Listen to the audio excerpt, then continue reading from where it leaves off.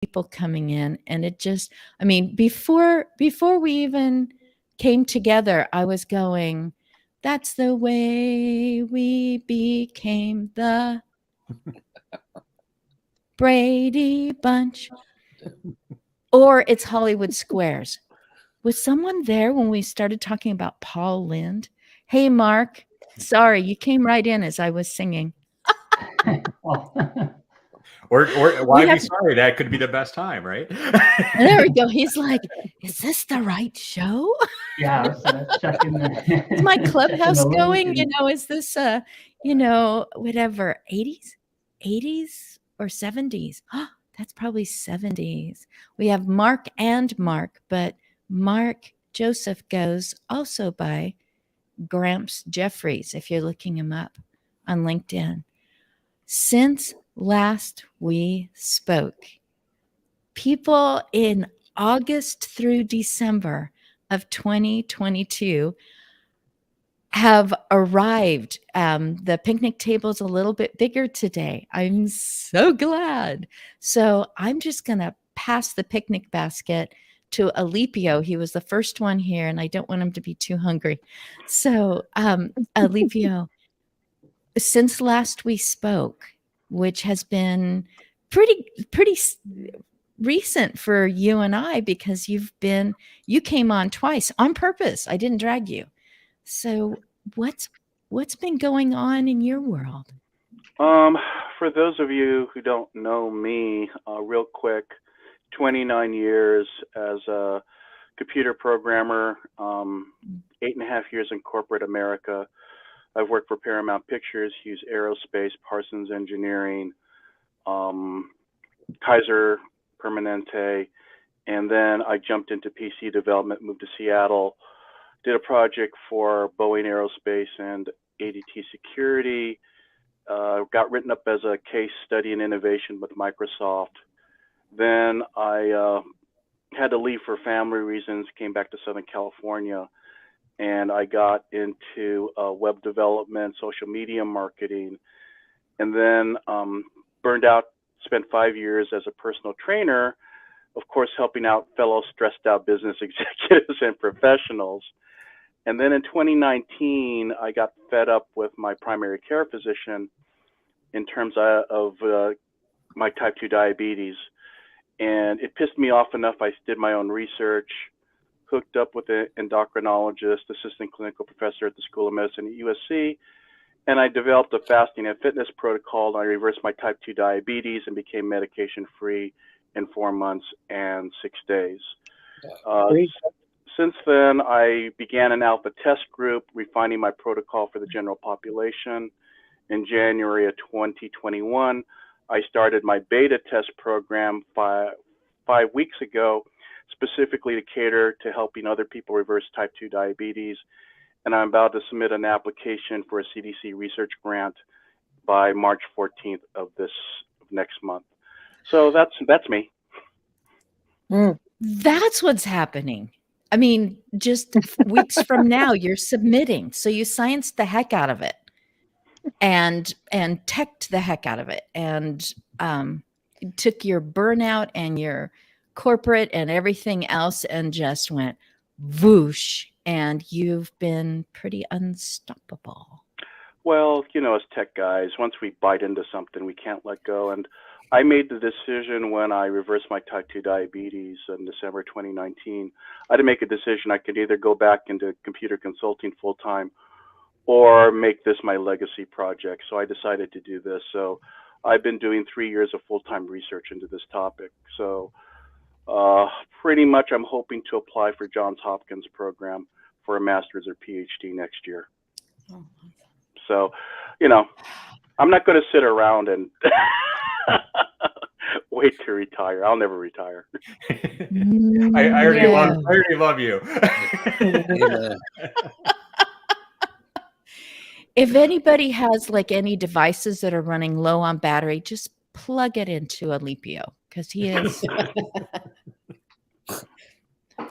Joe, so nice to see you again. I mean, I think I felt a connection to you when you and Kathy were both making comments in a post. I mean, this is just alphabet letters with spaces in between, but you can feel like you can get to know a person by what they write or the way they put their voice into something.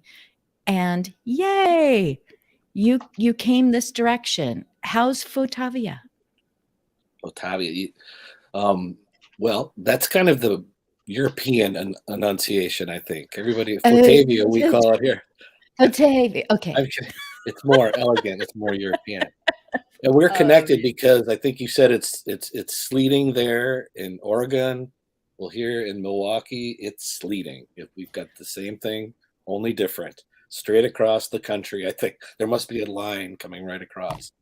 I know if we go a little bit north to Minneapolis, they're supposed to get 22 inches of wonderful white powder, and I'm happy not to be there.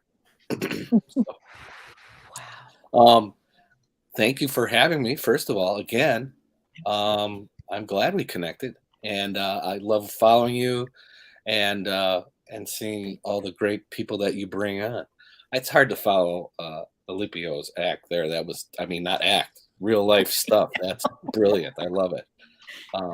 The mic. I guess I do some similar things. I guess I've recreated. My background is advertising, marketing, branding. So I've been doing that. I'm 21 now, so I've been doing that about 30 some years, I guess. And about like 2014, I met the founder of Fotavia, and he used to have an art gallery here in Milwaukee. He had he focused on images from the Life Picture Collection. So he was one of a handful of galleries around the world that had rights to sell these to folks. So he was selling prints of Frank Lloyd Wright for $5,000, small ones, and then prints of the Beatles on the cover of Life magazine, 30 by 40, that were maybe $40,000 prints. So kind of a range of stuff. Anyway, so Fotavia, essentially, we make movies. Our signature flagship programming is called A Moment in Time, and it focuses on images from the Life Picture Collection. So we got an amazing licensing agreement with them.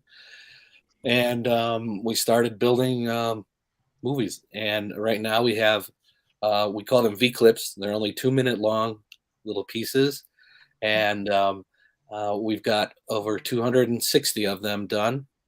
And we actually have over 300 in total content. We have some new things that we've been working on the last year or so. So we started in 2017, we pilot tested at Aurora St. Luke's here in Milwaukee, did 150 surveys and got 86% of the people to say that this was very good. It was relaxing. It was entertaining and way, way better than the crap on TV. Can I say that? Crap on TV? I think so. There's plenty of it. It was great. And that was what we believed we were the solution for the pollution or the visual pollution out there. And we actually started in hospitality. So we started at the Crown Plaza here in Milwaukee that had been renovated. And we just thought it's a 4-5-star hotel, whatever, many star hotel. And they, when you go to a place to stay, you're looking for an experience. And in hospitality, they're trying to deliver that experience. Well, we thought you couldn't put on CNN back then. Something bad was going to show up on the screen, no doubt. You can't watch the news. We all know that. ESPN, not everybody's into sports. The Food Channel, I love it, but anyway. So we thought that we would have content that would be super engaging, educational, and not offend anybody, really. I mean, it was G-rated stuff, and there is no G rating, right? I think even kids' cartoons are rated PG now. So we thought we had something that was great, but we also knew that it could work in some other channels, and senior living, memory care, Alzheimer's. We knew that was going to be big. So kind of pre-pandemic, we pivoted a little bit and started focusing in those areas, and we've had some good success in that, and just continue to grow. So we're expanding now. We're looking into the VA, and we can help. We believe in battling PTSD and whatnot, and it's good programming that can be on, anytime for anybody. We designed it if you're 5 or 105. I believe that we've created something that's good. And so I think last year when I met with you, we talked a little bit about we did a program through the NSF, the National Science Foundation.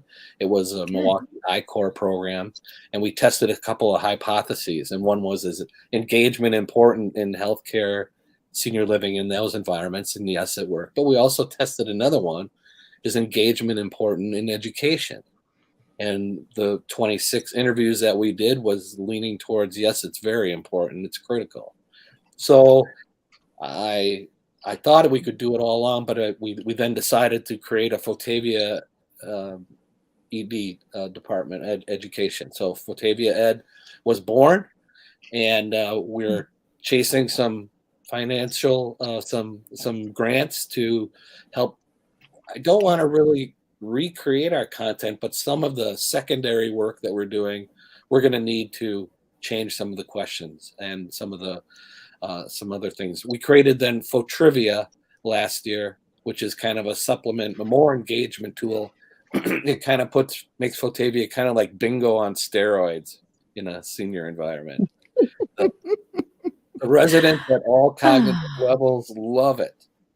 And we have people fighting over microphones to answer questions and tell stories. I love it. I love it. We have one scheduled this week. We've done about, 15 over the past year. And just what I learn about everybody, and it's just brilliant. It helps the activity directors because they don't have to come up with a plan. We just show content and hit the pause button, and conversations start. We show 8 V-clips in a session, supposed to last an hour. We've been averaging an hour and a half. They kick us out after an hour and a half because they got to go to some other activity, but it's brilliant. So I love seeing the smiles, the engagement, the intergenerational conversations. It's amazing. So hospitality and healthcare, senior living, they're kind of parallel paths. So they're trying to create experiences. So we're happy to be. I can't get the news out fast enough, and I've taken enough time. That's really the 10,000 foot overview. So working with some new folks around here in hospice, folks at Amedisys, they're introducing us to the world. We're very thankful for that. Some other neat things going on with Saltbox TV. They're getting into direct TV and whatnot. So we're penetrating some other different markets, and we're getting the news out. So thank you so much for having me. I'll be out. Splendid.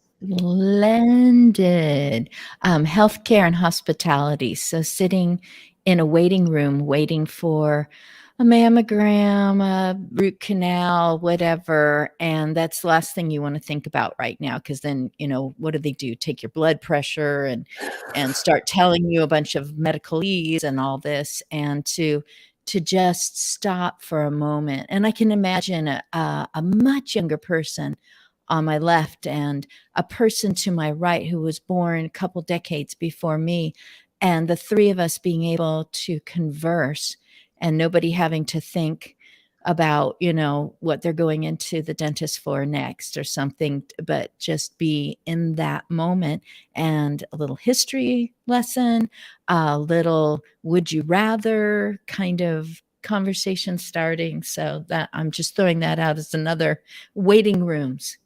Because most people don't like to be in waiting rooms either. Oh, good. Yeah. That's essentially what we were designed for. Any place where anybody would wait. That was one of our probably core objectives. But, obviously pre-pandemic, and then it's a little bit different now. But nonetheless, that's exactly it. And you know what we found in our tests at St. Luke's was that we would come back and somebody would have changed the channel. What's the worst thing you think you could put on in a hospital in the middle of the day? Yes, you guessed it, General Hospital. Yeah. I won't say that they were, but let's say some of the people working there, they would turn it on and we'd ask with him. They said, well, our guests wanted to have this on. It's like, oh, really? They wanted to have on a show where they're, well, Joe, you've got triple blah blah blah, and you need to have surgery immediately, or you're going to, you're going to fall over right now, and you're getting ready to go and have your blood pressure tested, and going, "Whoa, Joe, we're ready for you now." Exactly. So relieving exactly. anxiety, reducing stress, Mm. we do that. So we have original fingerstyle guitar music in the background.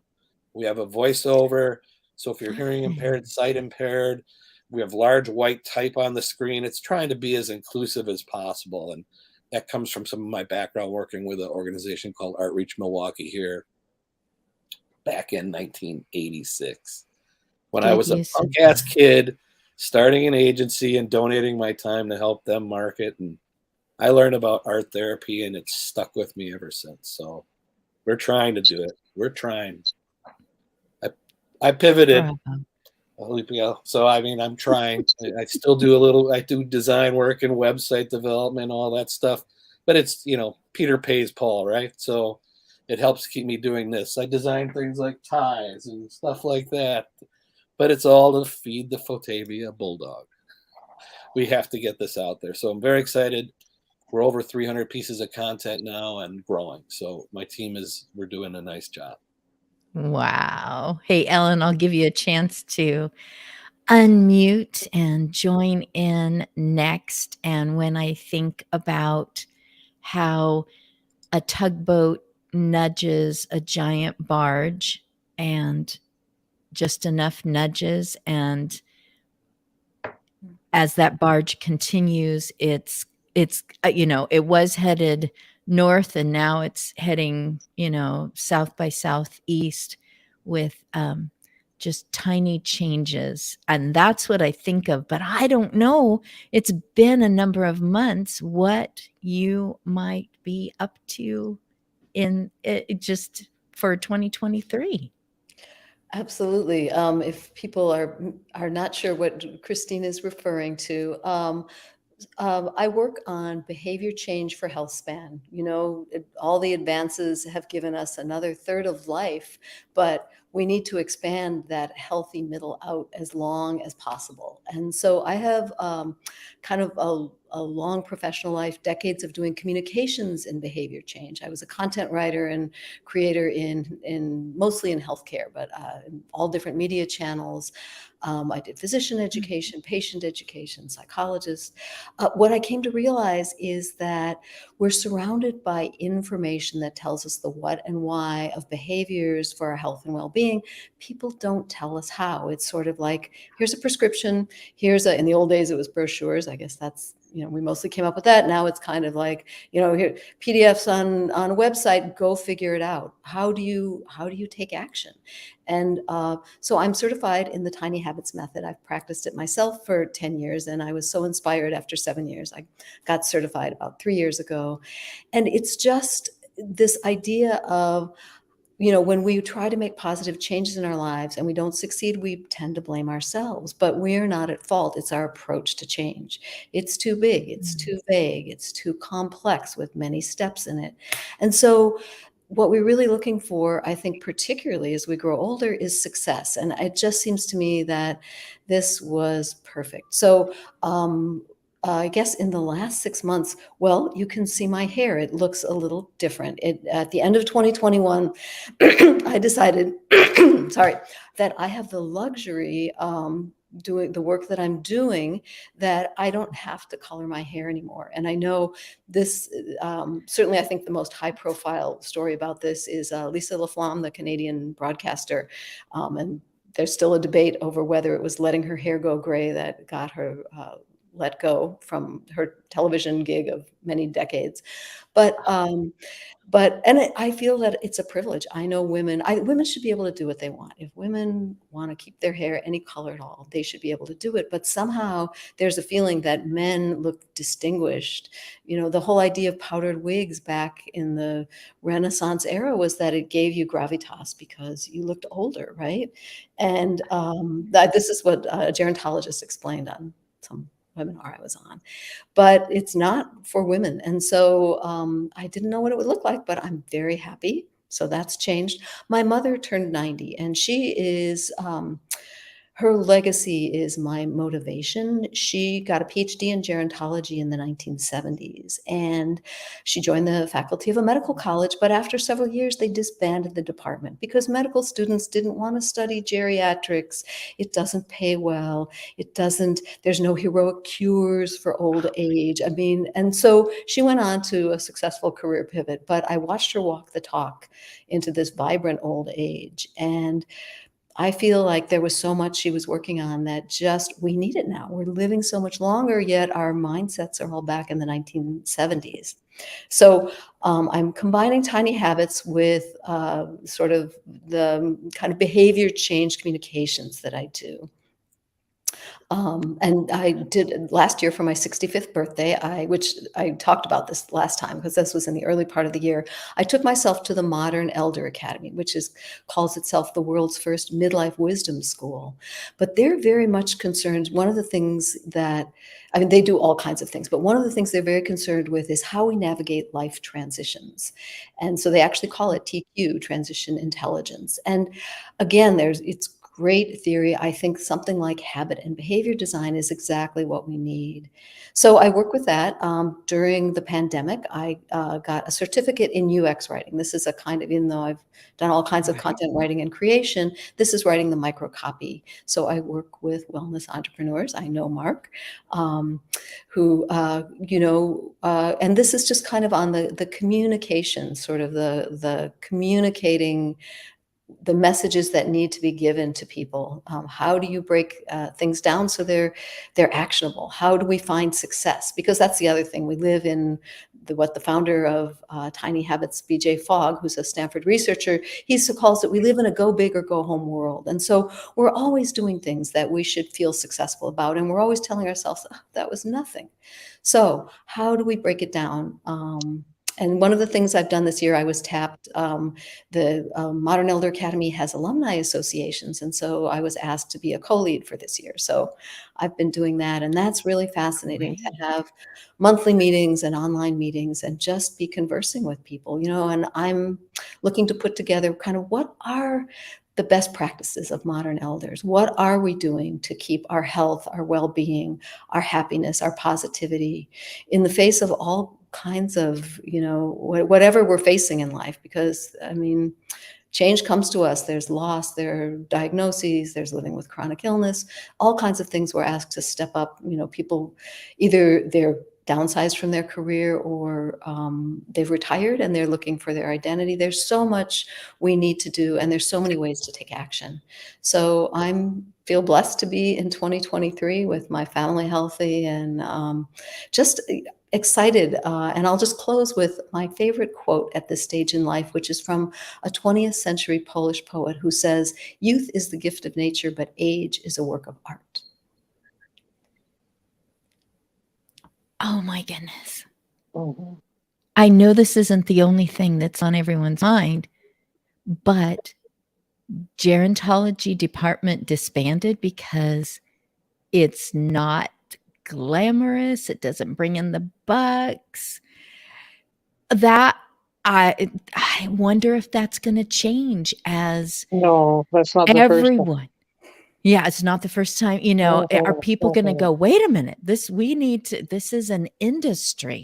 This isn't just something that people kind of talk about on the side. This is a force with people not only growing this direction as far as number of years that they could be alive, but also growing this direction as the number of people are whatever, 55 plus, whatever they call a breaking point, 65, whatever it is. But wow. Oh my goodness. I'm so glad I get to watch this again and replay, because I'm not making any notes like I planned to. And I will have to do that then.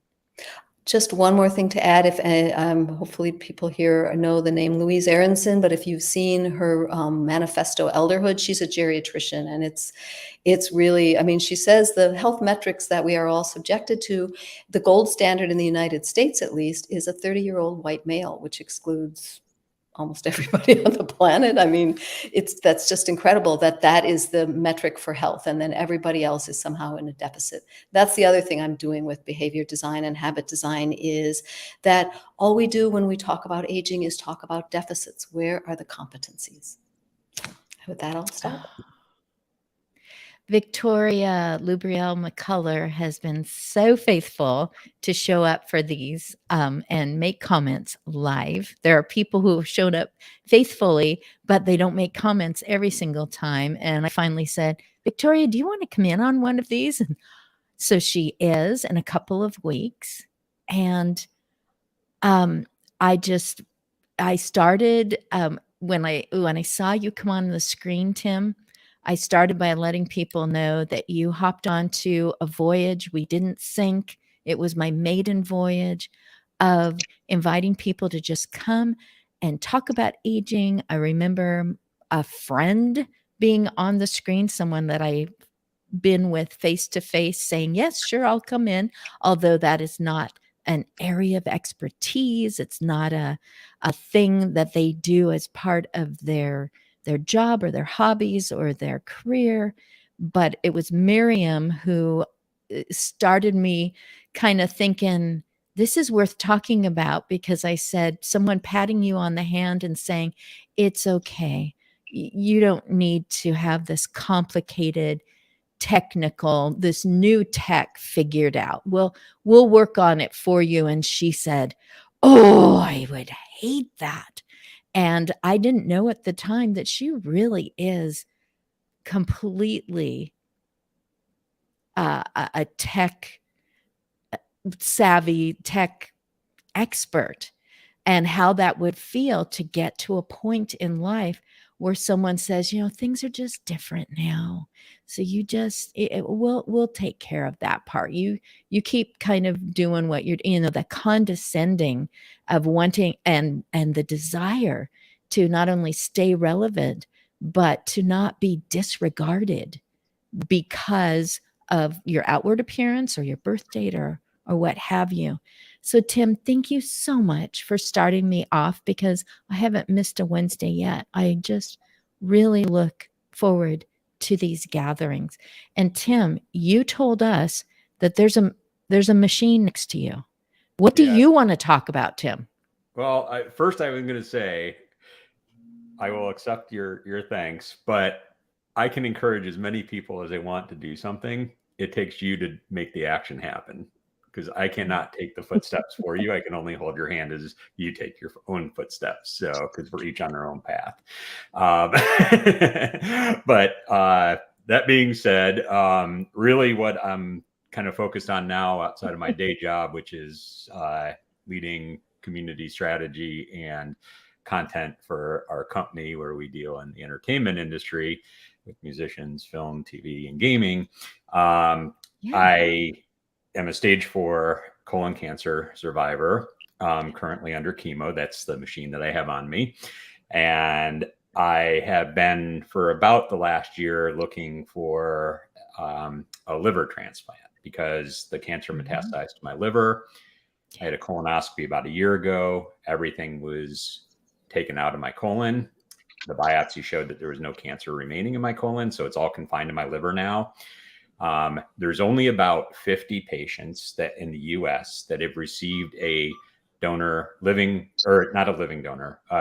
transplant with metastasized colorectal cancer. So I'm in a very small group of people that is even pursuing this route. There's only about 15 centers in the US that have performed this. And last year, as I was going through this, I started realizing that unlike people that have liver disease, where you get on a list and the higher your score is, the higher you qualify to get a donor, with most metastasized colorectal cancer patients, your liver is healthy outside of the cancer in it. So you don't score high enough on those lists to get a deceased donor. Most, not all. And each center that does these procedures actually has the patient do their own search for their own donor. There are other routes and other groups that are out there, but by and large, 95% of the efforts come from the person needing the liver to go out and find their own donor. And what I saw was every person I know that has successfully had this procedure done had at least 5 to 7 donors that wanted to donate that weren't a right match for them. And I'm like, where are these people going? Because I'm up next looking for a donor. I know there's going to be other people beside me and behind me that are coming up looking for these donors. And nobody's trying to collect this information and bring these people together where we can have a pool of willing donors along with metastasized cancer patients that are searching for donors. And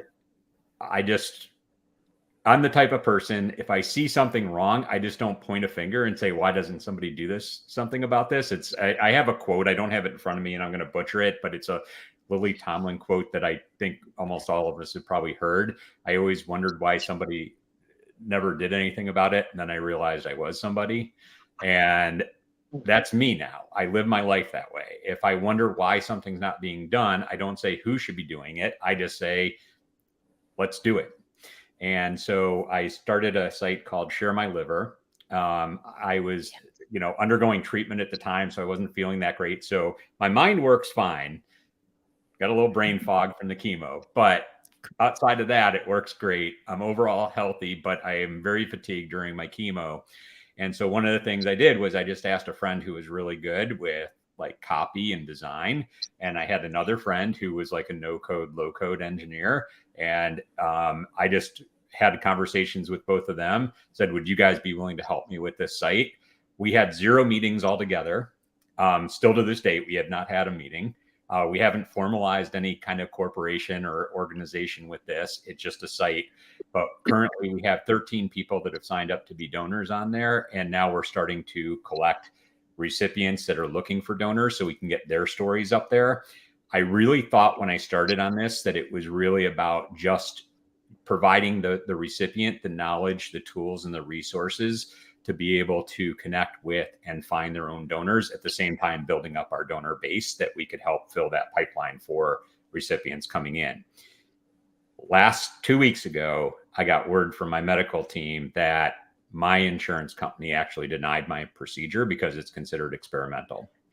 I exhausted all my internal appeals with the insurance company and external appeals. And I won't go into a whole nother tangent about the insurance, but I will say that this is now something that I have become more knowledgeable about, the insurance side of it, just like I've become more knowledgeable about living donor liver transplants that I never thought I would be. And so this is another resource that we're going to put in there about helping and advising recipients on, how to actually navigate through the insurance process. Because it matters if you have an Affordable Care Act, because that's run by the federal government, where if you're in a state program, those are all run by state laws. And so you have different options available if it's a federal program versus a state program. And I'm not saying I'm the expert in this. I'm like this knowledgeable, but I'm probably more knowledgeable than about 90% of the population when it comes to this issue, especially because it's considered an experimental procedure. So that being said, that's kind of what I do now in my passion. And I guess, a few people have called this like their legacy project, but my goal is not to become famous for this. It's not to become rich from it. It's just to be there for other people and to have this continue on and continue to grow. Hopefully it won't get to a point where we need to do this, because obviously colorectal cancer can be easily treated if it's detected early enough. And if we get more funding in there, we can stop all this. But in the interim period, I want this to become, for the people that do have colorectal cancer that metastasize to their liver, and a viable treatment option for the right candidates to be able to get these procedures done, find their donors, and not have to deal with all the insurance bullshit. So all important things to everyone who loves you and loves a person who is going, they're just like, what can we learn? What can we do? Where can we go? Does anybody do anything about this? How can I help? Do you have anyone who has been a living liver donor who would be willing to speak in a situation where they would be able to say, this is how I came to that decision. This is why.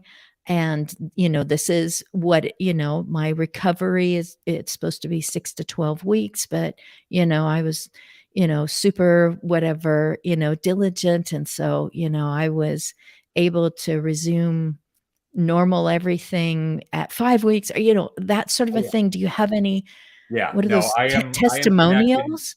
I am connected with about 30% of the recipients and probably about 25% of the donors that have had these procedures done. So, I mean, I don't know everybody, but I know a good percentage of them. I actually just had somebody come to me say, I have a friend who's interested in possibly being a living donor. Do you have a donor, just like you asked, that would be willing to talk with her and give her the insights of what she's doing? So we do have some that have been mass produced by other sources that we have on our site, but we're collecting more. And we're going to have some sessions where we have Q&As. And I mean, this is all like evolving as I go, but this is all like part of the plan. But one of the things that's really big is helping people. And we try and do that on the site in text and through some stories, what the process is like to be a living donor. I mean, just the screening process alone that you need to go through. First, it starts with several phone screenings, then blood test, then a CT scan. You might have to have a colonoscopy. You might have to have an ultrasound when you get your CT scan done of your liver. Then they have more phone calls with you. Then you meet with the team that's going to be doing the procedure. Every step along the way, they are telling you what's involved, what the risks are, how long you're going to be out, making sure that you want to do this. And you as a donor have until they put you under anesthesia when you're in the hospital for the procedure to back out of it at any time. And they make that abundantly clear to you. And they make that abundantly clear to me as a recipient that I can be in the hospital, all prep for the OR. And if that person before they go under anesthesia says no, it's off. So you're never done with this until the transplant's actually done. Kind of like when they say when you made a sale, it's not not a done deal until the money's in the bank, right? And it's kind of not a done deal with the transplant until you actually have the transplant procedure done. Similar to adoption, we are parents because of 3 adoptions.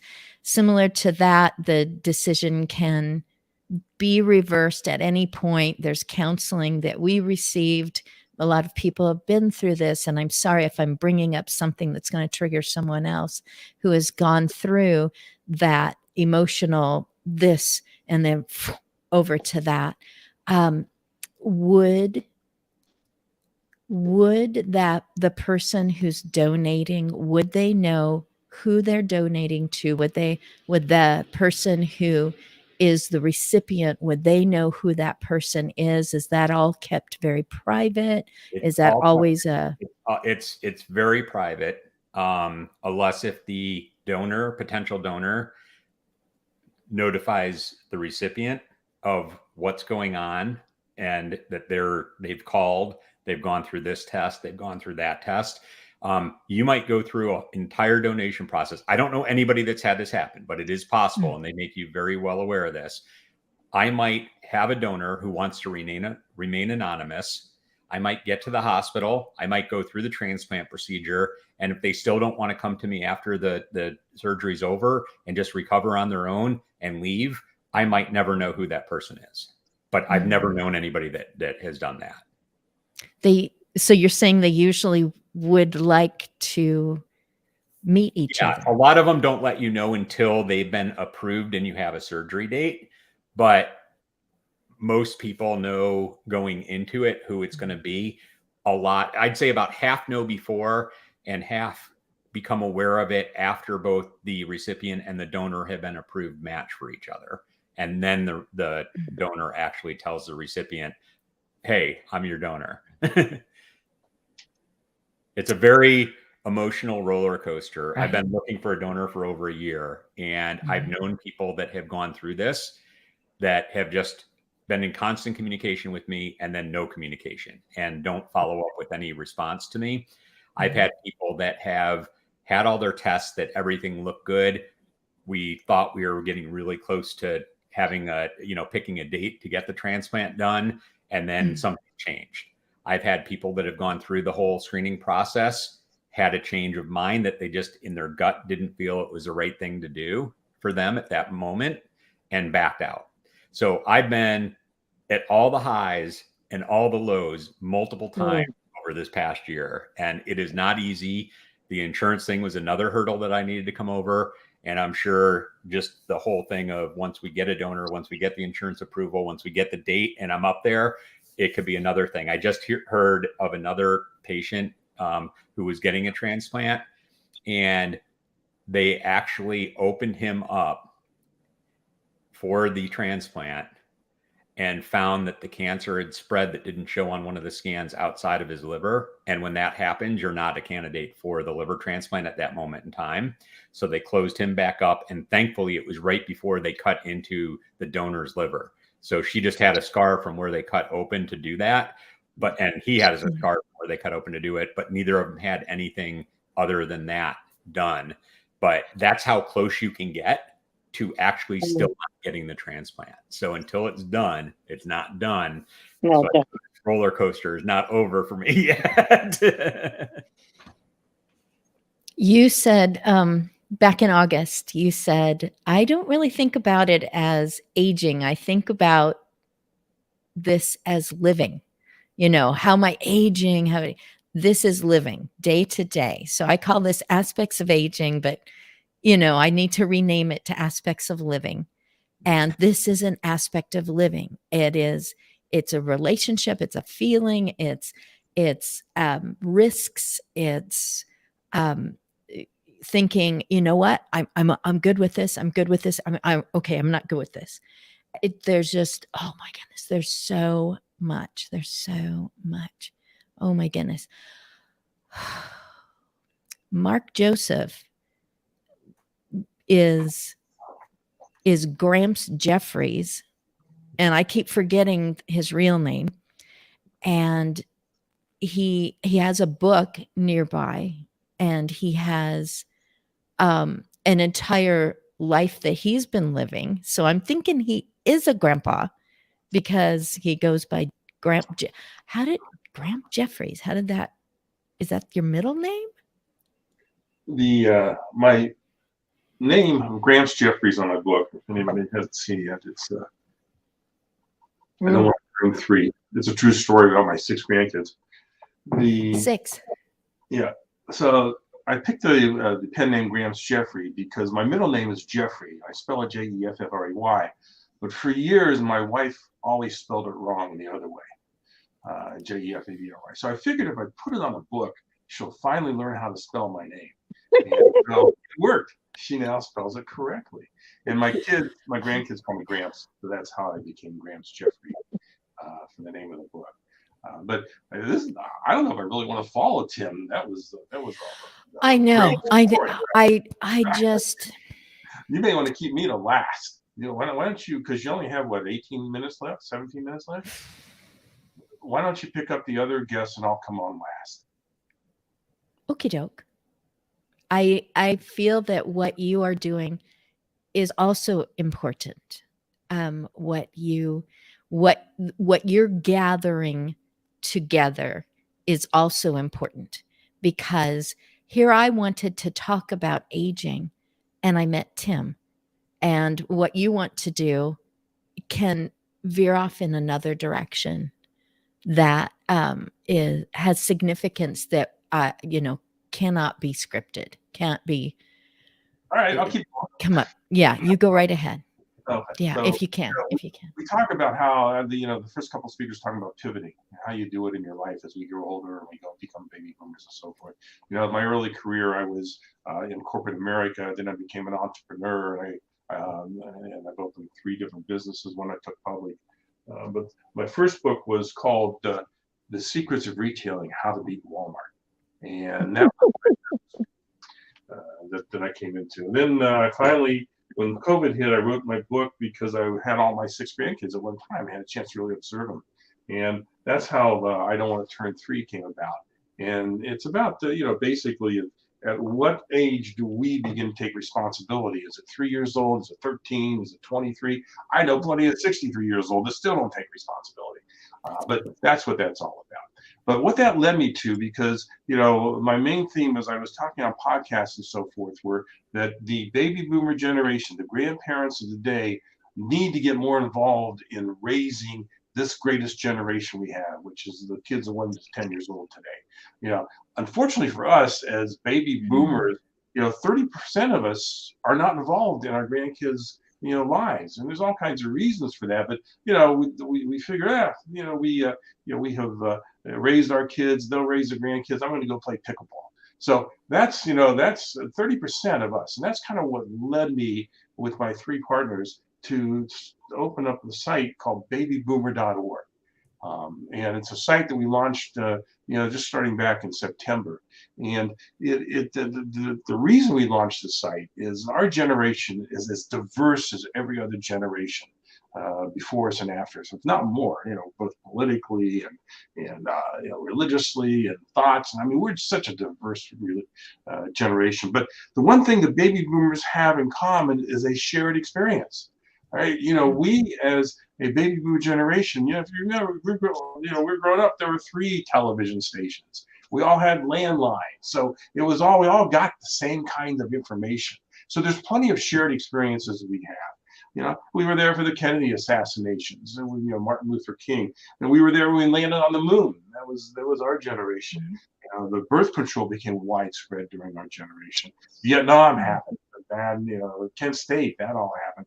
But you know, we all have music. You know, with Elvis, the Beach Boys, the Beatles, Three Dog Nights, the Supremes, we can all relate to that. You know, that's our generation. We have movies we can relate to. Butch Cassidy and Sundance Kid, Jaws, probably all the Spielberg movies, Animal House, Star Wars, The Godfather. So we have all these shared experiences. And what we wanted to do when we created babyboomer.org is bring it together so it's a one place where you can stop and shop and look around and be together with other baby boomers. I mean, so we're concentrating on making sure we have topics that we all can relate to: fitness, health, dating, bucket lists. You know, we want to make sure that we're involved in you know, all the sports we like: pickleball, financing, retirement, travel, and all the things we're up against, dementia and Alzheimer's and Parkinson's. So it's a one-stop shop where we've got all this information.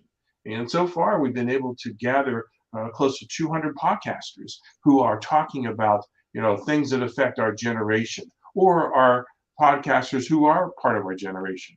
We've gathered, you know, over 400 experts and contributors who talk about things about our generation. So I'm looking at everybody here on our screen, and you all should be on our site. So when you're done, come to babyboomer.org. Christine, I can't believe we don't have your podcast on our site yet. We got to get that up on our site, because, you know, it is a place for our generation to communicate back and forth. And that's why we brought this together. And that's why we've created the babyboomer.org. You know, we are a unique generation.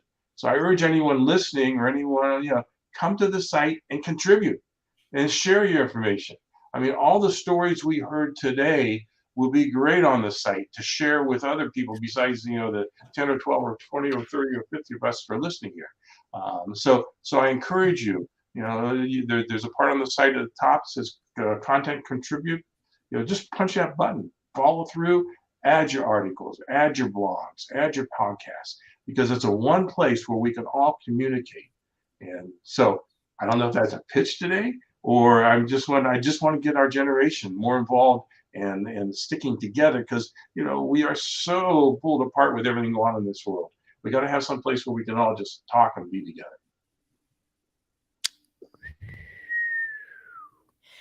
When I post this out, make sure that you come in. I'll tag y'all, and make sure you come in and put what you want people to remember into those comments below, so that someone, because baby boomers, or there's, you know, boomer babies or something, there's another one that I went to first. I'm like, no, this isn't the right one. So you guys will put it in correctly, because I never made it as a secretary. That's my sister and my mom, but they know that I'm just post-it notes that fall to the floor, and I think, oh, maybe I should contact that person.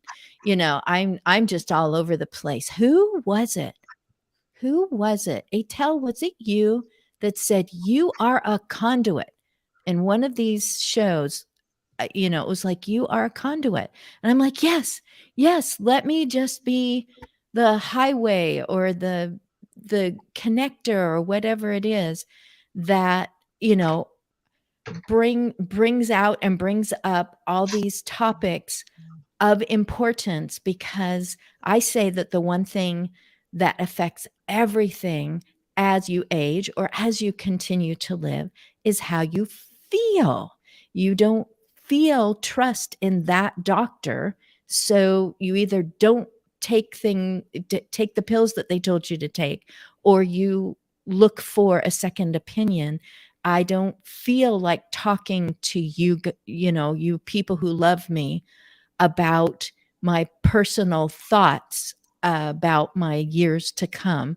So I don't. And then something changes and it's like, oh my goodness, I really feel this is important. I want you all to listen to me. I hope you're ready for this, because I want to tell you how I want to continue to live. If I'm having difficulties, I'd rather this, I'd rather not that, how you feel. So, oh goodness, I'm jabbering. Atel, I remember that you signed us off at one on the one that you were on before, because this is a reunion. It was I had a lot of feelings by the end of that particular thing, so I kind of let you signed us off the show. But you're not signing off, because we've got one more mark to hear how things have been going. Atel, what's happening? How's your world? Oh, well, I'll just introduce myself. I'm the founding president of the International Caregivers Association, and that came about through life experience, like everybody on this program, and I think everybody in the world. My husband was diagnosed with vascular dementia, and for 21 years I took care of him, and successfully so. And he was my teacher. He was. I followed everything that he did. I wrote books about it. His experience. It was fascinating. So I'm grateful to him, first of all. Um, then now I'm working on the Caregiver Partnership Agreement Program, which I am the creator of. I've experienced it, I've tested it, and it works. And it's designed really to help mostly the person living with dementia and their families, and also those institutions that we use for care later on in life, because private care can only last a certain time before you either get sick or you die from it. So it was important for me to help people to live through that experience, because it could be up to 40 years and more. So I'm just launching that caregiver partnership program now.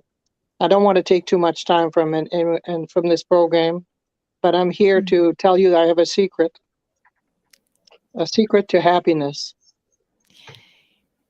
So everybody, please pay attention, because I think this is what gets us in trouble. We're searching for happiness all of our life, but I found the secret to the happiness, and it is simply to have no expectations. Bingo.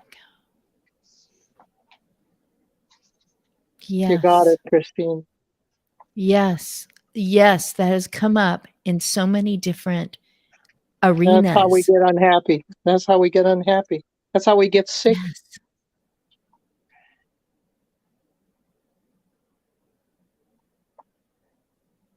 You build something up that cannot be achieved, or at least cannot be maintained. Mm-hmm. Goodness sakes. You make me want to go watch Great Expectations.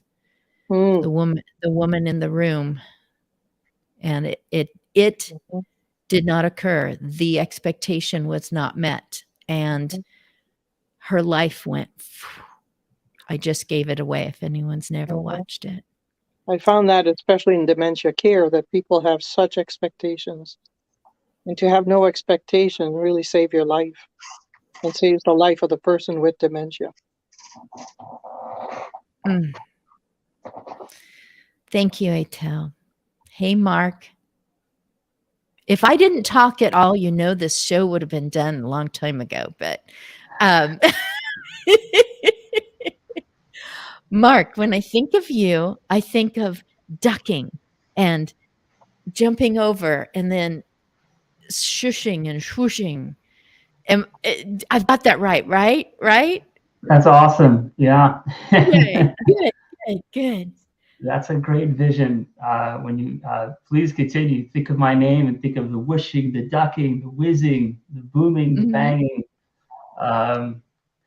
Yeah. So first of all, it's been awesome listening to everyone's stories and a lot of inspiring things to hear, and it's really cool to see all the awesome things people are doing for the world.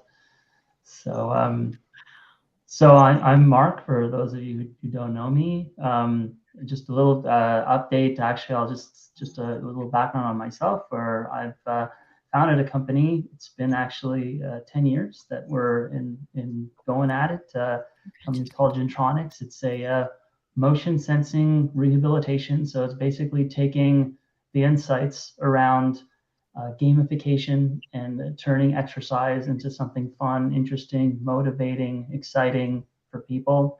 There is a wide body of clinical evidence that shows that when someone is emotionally engaged in what they're doing, whether it be exercise or work or something, an intellectual pursuit, they perform much better result when it comes to exercise and rehabilitation outcomes.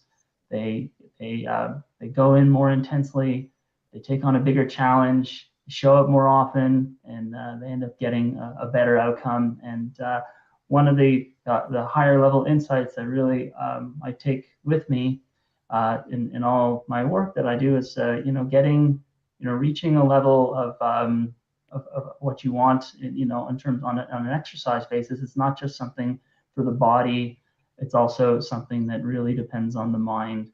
And when you're a lot of the medical establishment, the way that it's been built is really built in a way that treats the body as a machine that's there to be retooled in one way or another. And oftentimes what's going on in the person's mind is something that's sort of something that drags along.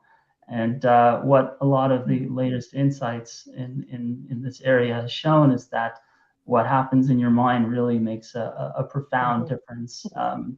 And it's hard to, these are philosophical questions about, how the mind affects some of the deeper levels of the body. But when it comes to exercise, it's actually a little bit more straightforward. So we're a company that really leveraged the latest motion sensing elements that existed.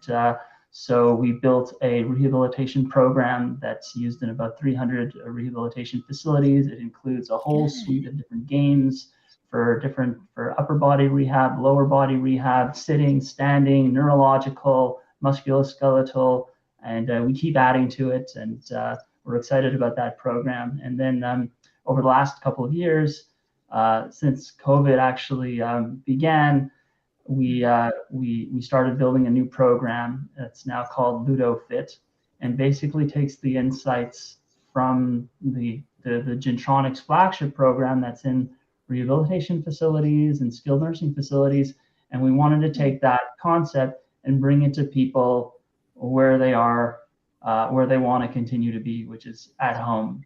And so as we were developing our programs, the technology evolved to a way that we can basically create motion sensing, gamified exercises for strength and balance, for healthy aging, that can be installed on any computer or laptop, iPad. It's been quite a journey building a brand new program with our team over the last few years. And then what's happened recently, I should say, actually, I worked with Ellen for a few months developing. So actually, I don't know, I met you, I think, at a clubhouse, and we started talking about it makes sense. Tiny habits, encouragement, what's that about, and connecting to the elements that we're doing. So it was really a good fit. And and a lot of Ellen's insights have flowed into our content, to our messaging, to our elements there. So I was really grateful for that. And Ellen's just the beginning, so lots more to come with us, and excited about that. And over the last little bit, so we've been piloting this program for the last year or so, and we've been getting pretty good feedback from people.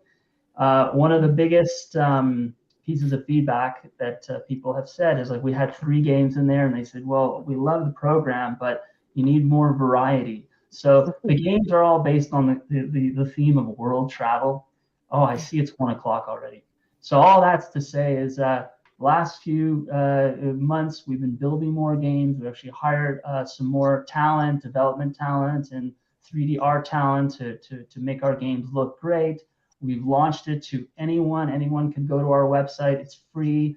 If you take it right now, it's free for 3 months. So anyone who jumps on and tries it out, who wants to, go for it, enjoy, and that's all I have to say.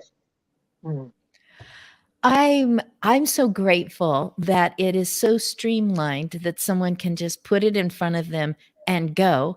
I know that Mark Joseph, if he was getting over, some sort of surgery or something, that he and his 6 grandkids could all be doing this together. And for them, it would just be like, this is fun. And that would transport him out of the, oh, I have to do these exercises like 60 times, 4 times a day, and transport him into, the kids going, let's do that thing again, Grandma. And it's like, okay. And off a person goes to a different region. Thank you for all the thought that you're putting into it. Everything from what Ellen is certified in, to just making the graphics even more engaging or lively, or just putting that value in front of someone going, this is great. I might just keep doing this because I can feel it, in my quads or something. And this is so good. I just have been neglecting parts of me, and this keeps me going. I really appreciate what you've developed over the last 10 years. Thank you, Mark. Thanks. And thank you to my husband, who is my producer every single week. He's the motivational listener, D. Scott Smith, for bringing you all into this moment. And I'm always honored, but today I'm like, this is fun. I'm glad I get to see some people again next week. So next Wednesday, the 1st of March, there will be some other people who were on in 2020, 2022. Boy, 2020 is on the brain. 2022, and they will be coming back in to do the same thing, to just let everyone know, since last we spoke, what they've achieved, what hurdles they are bashing through, what barriers they're breaking, and what words of wisdom they have, and resources. You don't have to live alone, care for someone alone, look at your hair turning gray alone, whatever it is. There's so many other people who are going, I've been through the same thing. Oh, and this is what I've done about it. So thank you, everyone. Thank you. Thank you, Christine, for your sensitivity. Absolutely. You understand everything. I love it. Absolutely. Yeah.